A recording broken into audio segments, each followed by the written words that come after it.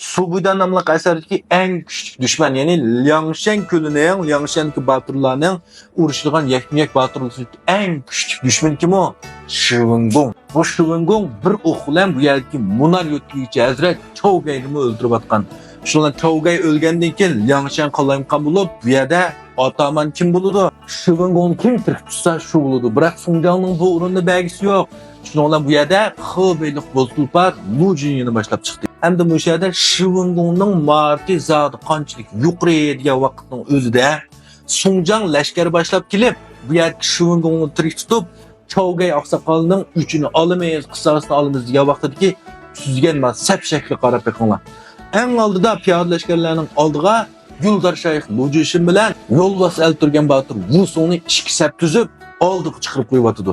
O'zining ikki o'ng so'l tarafiga bo'lsa, kichiklik Wang Huarong bilan qoplanbash Lin Chongni qo'yibotdi. Nima uchun? O'zining ham bexatarligi ham Shivengongning ma'tining yuqorligi uchun. Endi bu vaqtimizda yana oldingi sapga tirikka Qinmingni chiqadi. Qinming bu yerga berib, bu yerga Shivengong bilan 10 necha martam tutishmay, yorilib, o'lib ketdi, tas qoladi.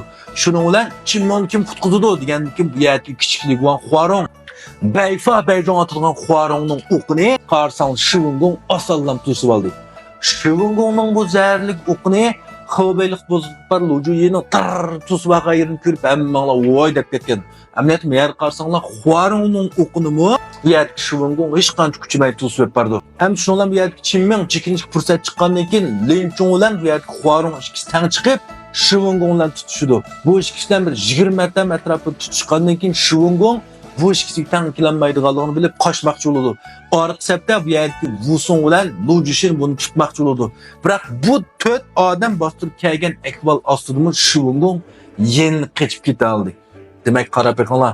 Mush bir jangdillar Shivengongning alam martining haqiqatan qanchalik kuchli ekanligini, buniki yakmiyak urush martining Liangshan kunida oldingi 5 ning, hatto 3 ning ichiga kira olishi tamamen mümkün miken? Şunun için əsərdə bu yerki Shivengongni xuddi 3 parçalık haqida qısayətki Lübu qoxşaşla acayip təsvirləyən. Bu mu oxuyat alaydı? Beyfa Beyzhong. Bu mu Chasi Alman işildidu? Bu mu onun bulab kelgan eliq Turuq atını tatıb alğan Shivengong muşunda atmılıdı. Şunun için bu yerki Liangshan külüdeki palvallarının en güçlü rakibiga Shivengong tizilishlik sebep moşaydı.